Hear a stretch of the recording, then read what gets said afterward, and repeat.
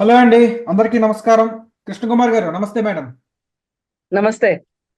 Madam, Ugadi సందర్భంగా అంటే ఉగాది పచ్చడి షడ్రుచులు అంటారు కదా, చంద్రబాబు నాయుడు గారు కూడా ఒక ఉగాది పచ్చడి లాంటిది ఏదో ప్రిపేర్ చేశారు. అందులో ఏంటంటే తీపి చేదు రెండు ఉన్నాయి. ఎవరికంటే ఇది వాలంటీర్ల గురించి. చేదు ఏంటంటే మీరు రాష్ట్రం వైపు ఉంటారా, జగన్ వైపు ఉంటారో తేల్చుకోండి. మీ మీద ఇప్పుడు కేసులు కంటూ ఉంటే భవిష్యత్తులో మీకు ఉద్యోగాలు రావు, జీవితాలు నాశనం అయిపోతాయి, ఎన్నికల్లో అక్రమాలు చేస్తే అని చెప్పి ఆయన ఒకటి చేదు అందిస్తూనే, మీరు సక్రమంగా ఉండండి, మా పార్టీ అధికారంలోకి వస్తుంది, మా పార్టీ అధికారంలోకి వచ్చాక వాలంటీర్లకి నెల నెల 10,000 జీతానికి పెంచుతాము అంటే అందరికీ తెలిసిందే. విజయసాయి రెడ్డి గారు చెప్పారు వాలంటీర్లు అంటే వైసీపీ కార్యకర్తలే అని. అంటే వైసీపీ కార్యకర్తలకి చంద్రబాబు నాయుడు 10,000 పారితోషికం ఇవ్వడం వల్ల తెలుగుదేశం కార్యకర్తలు ఉమ్, ఎలా చూడాలి దీన్ని? ఉమ్. చెప్పండి మేడం, ఎలా చూడాలి? అంటే అంటే ఇక్కడ ఒక విషయం అండి. అంటే చంద్రబాబు నాయుడు అంత ఆలోచించి అన్నాడా, లేకపోతే ఇప్పుడు ఎలక్షన్ సందర్భంగా అన్నాడా అనేది పక్కన పెడితేనండి, ఈ తెలుగుదేశం ప్రభుత్వం, వైసీపీ ప్రభుత్వం వచ్చిన తర్వాత ఎవరైతే నిరుద్యోగ యువత ఉన్నారో, ఉద్యోగం ఉద్యోగం ఉద్యోగం లేకపోతే ఎలా అని, మరి నిజంగా ఉద్యోగం లేకపోతే కష్టం కదా, అలాంటి యువతని మోసం చేసినంతగా ఎవరిని చేయలా. ఎట్లా అంటే, ఇప్పుడు ఒక 28 ఏళ్ల 29 ఏళ్ల వయసున్న ఒక నిరుద్యోగి వాలంటీర్ ఉద్యోగం తీసుకున్నాడు అనుకోండి. అతనికి ఈ 5 ఏళ్ల పదవీ కాలం అయిపోయేసరికి పరిస్థితి ఏంటి? ఇప్పుడు వేరే ఉద్యోగం, ఇప్పుడు రేపు ఏదైనా గవర్నమెంట్ నోటిఫికేషన్స్ పెడితే గనక అతనికి ఆ ఆ ఉద్యోగం వయో పరిమితి అయిపోయే పరిస్థితి ఉంది.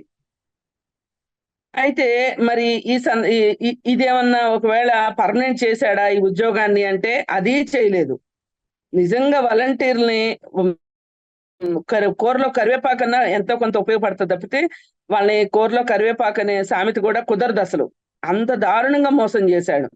ఇప్పుడు మొన్న అసలు ఈ వాలంటీర్లు ఏంటి, వీళ్ళ ఆ సంగతి ఏంటి అని చెప్పి ఆ నాదెండ్ల మనోహర్ అనుకుంటాను, అసలు వాళ్ళ జీవోలు ఇవన్నీ బయటికి తీసి చూశాడు.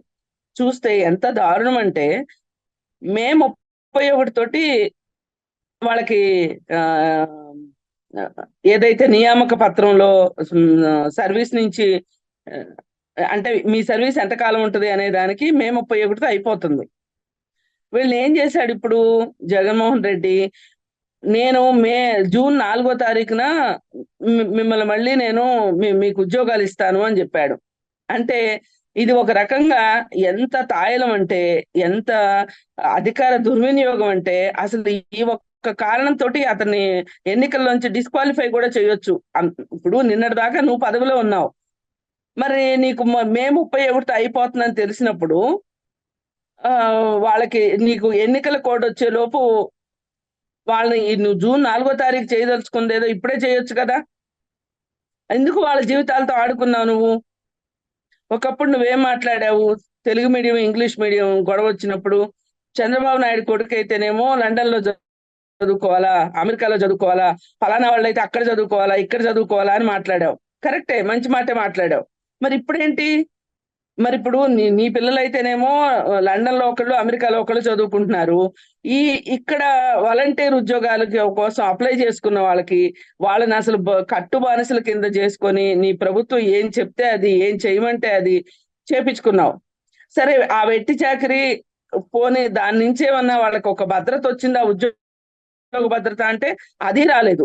నువ్వు చేయగలకుండా కూడా చేయలేదు వాళ్ళని. అసలు వాళ్ళని అంటే నట్టేట్లో ముంచడం అంటారు చూసారా, ఆ విధంగా చేశాడు ఆ వాలంటీర్లని. సరే, ఆలోచిస్తే నాకు కూడా, నాలాంటి వాళ్ళకి, నాకు ఒక్కదానికని కాదు, అర్థమైంది ఏంటి అంటే, అసలు నిజంగానే ఈ వాలంటీర్లు ఎన్నాళ్ళు చేసిన ఆ గాడిద చాకరీకి రేపు వచ్చే ప్రభుత్వం అయినా చేయవలసింది ఏంటి అంటే, వాళ్ళకి ఇప్పుడు సైన్యంలో పనిచేసి వస్తారనుకోండి, వాళ్ళకి సైన్యం నుంచి బయటకు వచ్చేసిన తర్వాత వాళ్ళకి ఆ వయో పరిమితిలో సడలింపులు ఉంటాయి. అంటే రిలాక్సేషన్ ఇస్తారు ఏజ్ దీనికి అంటే అప్లై చేసుకోవడానికి. అలా వీళ్ళకి కూడా ఆ నేను ఈ సందర్భంగా నేను ప్రభుత్వం వస్తే 10,000 ఇస్తానని చెప్తున్న చంద్రబాబు నాయుడుకి కూడా నేను ఒకటే చెప్తున్నా, 10,000 ఇవ్వడం కాదు, వాళ్ళు రేపు ఏదన్నా ఒక గవర్నమెంట్ ఉద్యోగానికి అప్లై చేసుకోవాలి అంటే వాళ్ళకి వయో పరిమితి అయిపోతే గనక ఆ వయో పరిమితి సడలింపులు ఇస్తాను అనేది ఒక మాట. రెండో మాట, మనకి అమెరికా లాంటి దేశాల్లో, లండన్ లాంటి దేశాల్లో అంటే ఒక యువశక్తిని ఎలా వాడుకోవాలి అనే విషయంలో ఒక క్లారిటీ ఉంటది. వాళ్ళు ఏం చెప్తారు అంటే యువతని సమాజానికి అనుసంధానం చేసే విధానం ఉంది అక్కడ. ఇప్పుడు ఏదన్నా ఒక కాలేజీలో సీట్ సంపాదించుకోవాలి అంటే గనక యూనివర్సిటీలో పై చదువుల్లో నువ్వు ఇంతకుముందు ఏం సామాజిక సేవ చేశావు, అంటే సోషల్ వర్క్ ఏమన్నా చేస్తున్నావా అనేది, అంటే సమాజానికి నువ్వు ఏమన్నా తోడ్పాటునిచ్చావా, సేవను అందించావా అనేది ఒక క్రైటీరియా ఉంటది. అయితే ఇప్పుడు ఈ మన వాలంటీర్లకు కూడా మీరు ఇవ్వాల్సిన క్రైటీరియా ఏంటి అంటే, వీళ్ళని ఎలాగో ఉద్యోగస్తులు అని చెప్పి ఎక్కడ సంబోధించలేదు, వాళ్ళని సేవకులుగానే చూశారు మీరు. మరి ఇలాంటి సేవకులకి ఈ సేవ చేసినందుకు గాను వీళ్ళకి ఏదైనా రేపొద్దున ఉద్యోగంలో వీళ్ళకి రిజర్వేషన్ ఇవ్వటం కానీ, వయో పరిమితి సడలింపులు ఇవ్వటం కానీ ఇలాంటివి చేసి మీరు రేపు అధికారంలోకి వచ్చిన వెంటనే వీళ్ళని ఏ ప్రభుత్వ ఉద్యోగాల్లో వీళ్ళని ఇన్వాల్వ్ చేసుకోవచ్చు, ఇన్కార్పొరేట్ చేసుకోవచ్చు అనే దాని మీద మీరు అసలు ఒక శ్వేతపత్రమే విడుదల చేయాల్సిన అవసరం ఉంది. 2,67,000 మంది వాలంటీర్లకి మీరు ఖచ్చితంగా మీరు ఒక ముందడుగేసి ఇప్పుడు 10,000 ఇస్తాను అన్నారు. అది మాత్రమే సరిపోదు, వాళ్ళకి ఇలాంటి ఉద్యోగ భద్రత కూడా మీరు కల్పించండి. జాబ్ గ్యారంటీ, బాబు వస్తేనే జాబ్ వస్తుంది, బాబు వస్తేనే జాబ్ వస్తుంది అని జపం చేస్తున్నారు కదా. ఇది ఈ మాట కూడా మీరు అన్నారు అంటే నిజంగానే బాబు వస్తే జాబ్ వస్తుంది అనే దాన్ని మీరు నిరూపించుకోండి అని చెప్పి నేను వాలంటీర్ల తరఫు నుంచి నేను చెప్పదలుచుకున్నాను. మేడం, అంటే ఇంకొకటి, వాలంటీర్ల మీద అనేక ఆరోపణలు కూడా వచ్చాయి కదా. అంటే అంటే ప్రతి దాంట్లో మంచి చెడు రెండు ఉన్నట్టుగానే ఎలా ఫిల్టర్ అవుట్ చేయాలంటారు వీటిని? ఓకే, వాలంటీర్ల దగ్గర కూడా మంచి చెడు రెండు ఉన్నాయి అంటున్నారు కదా. కొన్ని మనకి చాలా అనేక ఆరోపణలు కూడా వచ్చాయి, వాటిని ఎలా ఫిల్టర్ అవుట్ చేయాలంటారు?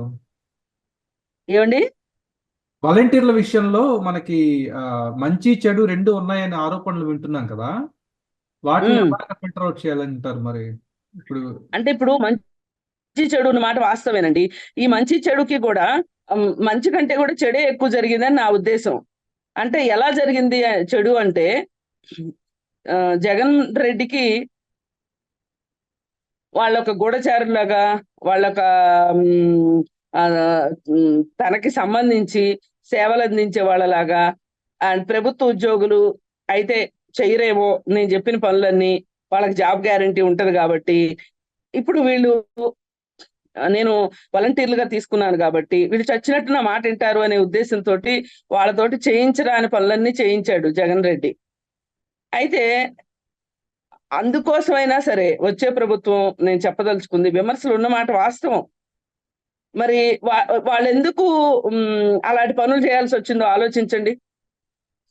ఇప్పుడు ఒక పేదవాడు ఒక రొట్టెని దొంగిలించాడు అనుకోండి, దాన్ని మనం నేరంగా పరిగణించడానికి వీల్లేదు. అదే ఒక డబ్బులున్నవాడు ఎవరి దగ్గర నుంచి అయినా ఒక రొట్టె లాక్కున్నాడు అనుకోండి, ఇద్దరికి ఒకే న్యాయం చెప్పం కదా మనం. అలాగే ఇక్కడ కూడా ఈ వాలంటీర్లు విధి లేని పరిస్థితుల్లో వాళ్ళకి ఇచ్చిన 5,000 తోటి అసలు ఏమొస్తుంది చెప్పండి? 5,000 అసలు ఏమన్న మాట అసలు అది? అందుకోసం ఏంటంటే ఏ రకంగా చూసినా గానీ వాలంటీర్లకు అన్యాయమే జరిగింది. అసలు వాళ్ళని నియామకంలోకి తీసుకున్న దగ్గర నుంచినే వాళ్ళకి అన్యాయం జరిగింది. వాళ్ళకి ఇచ్చే 5,000 తోటి వాళ్ళు ఏం చేసుకోవాలో, ఆ 5,000 తోటి జీవితాలను ఎట్టగడపాలో తెలియక వాళ్ళు వక్ర మార్గాల్లోకి వెళ్ళారు. అందుకని అంటే వాళ్ళు చేసినవన్నీ నేను సమర్థిస్తున్నానని కాదు, వాళ్ళ పరిస్థితులు వాళ్ళని అలా చేసినాయి. ఆ పరిస్థితులు లేకుండా చెయ్యండి మీరు, వాళ్ళని సరిగా వినియోగించుకోండి. ఇప్పుడు యువత ఉన్నారండి, వాళ్ళు ఎవరైతే ఉన్నారో ఈ 50 ఏళ్ళకి ఒక వెహికల్ పెట్టారనుకోండి, అనుకుందాం, ఒక్క రోజులో వాళ్ళకి ఇచ్చేయగలుగుతారు కదా సామాన్లు. అసలు ఇంటికి తీసుకెళ్ళి ఇవ్వాల్సిన అవసరం ఏంటి? వాళ్ళు రాలేరా?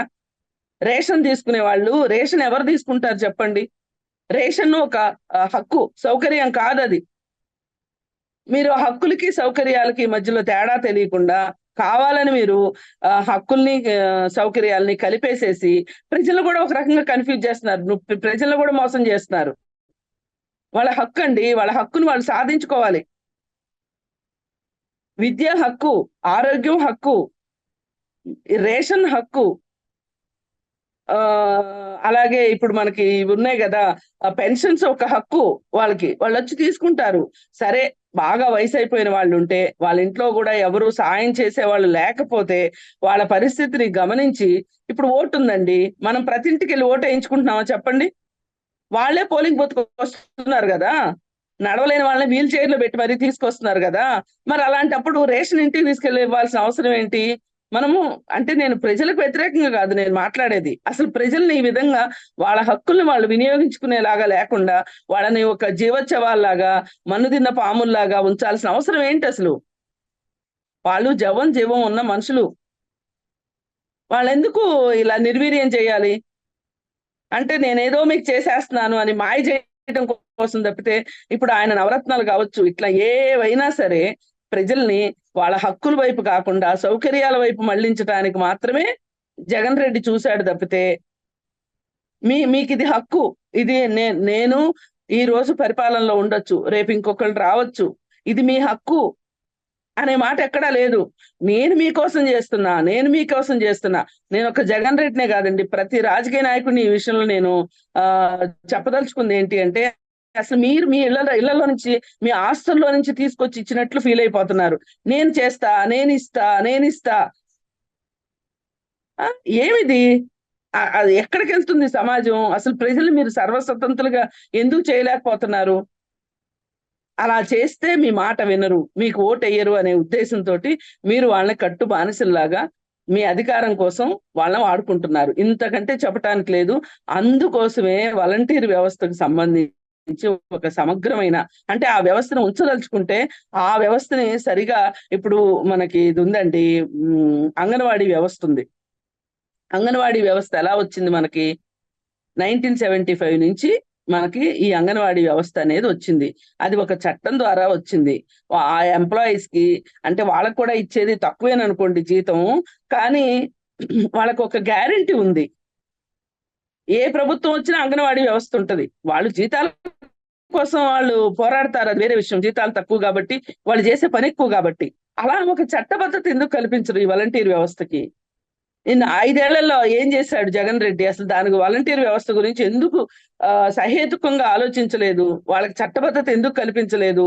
పైగా ఇప్పుడు మీరు నాకు చచ్చినట్టు మీరు నాకు పనిచేసి అన్యాయాలు, అక్రమాలు చేసి నన్ను గెలిపిస్తే మీకు జూన్ 4వ తారీఖున మీకు ఎక్స్టెన్షన్ ఇస్తాను. ఇది తప్పు కదండి. ఇది వాళ్ళు అంటే ఎంత నిస్సహాయంగా ఉంటారు వాళ్ళు చెప్పండి. అంటే ఇప్పుడు సర్కస్ లో ఆట ఆడిస్తా ఉంటారు కదా, ఆట ఆడిచ్చిన తర్వాత సర్కస్ అయిపోయిన తర్వాత డబ్బులు ఇస్తారు. అందుకని వాళ్ళు ఏ ఫీట్లైనా చేస్తారు. కాళ్ళు ఇరగొట్టుకున్నా, చేతులు ఇరగొట్టుకున్నా, ఏమైనా ఒక్కోసారి ప్రాణాలు కూడా పోతాయి సర్కస్ లో జోకర్లకి. మరి జగన్ రెడ్డి లాగా ఎలా చేశాడు అసలు? కనీసం ఆలోచించాలి కదా యువత గురించి. ఇప్పుడు మనకి వివేకానందుడు ఏం చెప్పాడండి? యువత యువత యువత అని పరితపించాడు. నువ్వు ఒక యువకుడుగానే చూపించుకుంటావు, నేను ముసలోడిని కాదు అని. నువ్వు ముసలోడివా వయసోడివా అనేది పక్కన పెట్టండి. నువ్వు హేతుబద్ధంగా ఆలోచించావా లేదా? నువ్వు నిస్వార్థంగా ఆలోచించావా లేదా? వాళ్ళని ఒక వెన్నుముకున్న మనుషులుగా ఉంచావా లేదా అన్నది నీ మనసు వయసుతో ఉందా, లేకపోతే కుళ్ళుతో ఉందా, కుతంత్రంతో ఉందా అన్నది పాయింట్. నీ ఒంటికి వయసు ఎంత వచ్చింది అనేది సంబంధం లేదు ఇక్కడ. నీ బుర్ర ఎంత షార్ప్ గా ఉంది, ఎంత పనిచేసింది, నువ్వు చెప్పిన మాటకి నువ్వు ఎంత నిలబడ్డావు అనేది ఇక్కడ ఇంపార్టెంట్. వీళ్ళు మాట వస్తే చంద్రబాబు నాయుడు ముసలోడు అయిపోయాడు, నాదైతే యువరక్తం అని కోతలకు వస్తావు కదా. మరి వాలంటీర్లకి యువరక్తం ఉండదా? అందుకని వాళ్ళకి సంబంధించి అసలు ఒక సమూలంగా ఆలోచించి ఎవరైనా వాళ్ళ మేనిఫెస్టోలో చేర్చుకోవాలని నేను కోరుతున్నాను. ధన్యవాదాలండి కృష్ణ కుమార్ గారు.